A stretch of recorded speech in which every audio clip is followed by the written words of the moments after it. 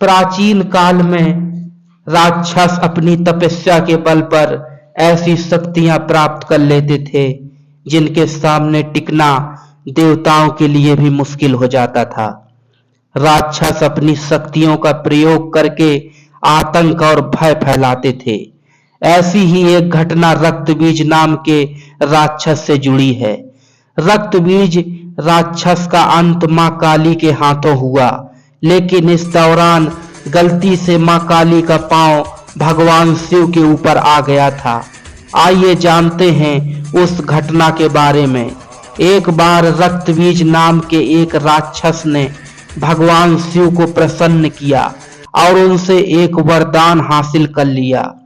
रक्तबीज को यह वरदान भगवान शिव से मिला था कि उसका खून जहां भी गिरेगा वहां से उसी के समान राक्षस पैदा हो जाएगा।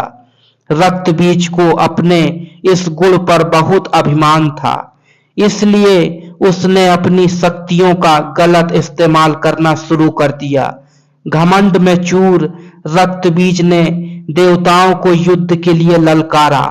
देवता रक्तबीज से लड़ने के लिए आ गए, लेकिन जहां भी रक्तबीज का रक्त गिरता वहां से एक और रक्तबीज राक्षस पैदा हो जाता। इसका परिणाम यह हुआ कि बहुत सारे रक्तबीज पैदा हो गए, जिन्हें हराने का कोई रास्ता देवताओं को दिखाई नहीं दे रहा था।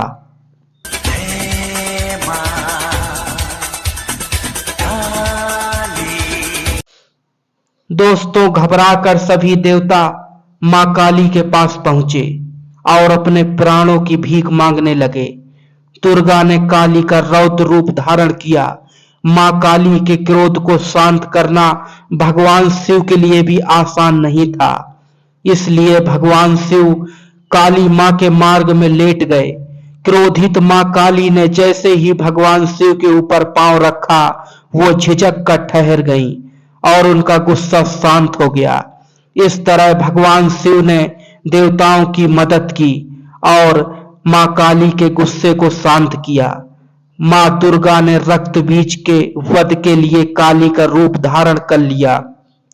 रक्तबीज को देखकर मां काली क्रोध से भर उठी और अपनी जीभ को इतना फैला लिया कि सारे रक्तबीज उसमें समा गए। अब जहां भी रक्तबीज का रक्त गिरता मां काली उसे पी जाती। रक्तबीज को समाप्त करते हुए मां इतनी क्रोधित हो गई कि उनका शांत करना मुश्किल हो गया। काली मां का यह रूप विनाशकारी हो सकता था, इसलिए सभी देवता भगवान शिव के पास पहुंचे और बोले कि आप ही मां का क्रोध शांत कर सकते हैं। मां काली के क्रोध को शांत करना भगवान शिव के लिए भी आसान नहीं था, इसलिए भगवान शिव काली मां के मार्ग में लेट गए। क्रोधित मां काली ने जैसे ही भगवान शिव के ऊपर पांव रखा, वो झिझक कर ठहर गईं और उनका गुस्सा शांत हो गया। इस तरह भगवान शिव ने देवताओं की मदद की और मां काली के गुस्से को शांत किया। दोस्तों, ऐसे ही पौराणिक कहानियां जानने के लिए हमारे चैनल को सब्सक्राइब अवश्य करें।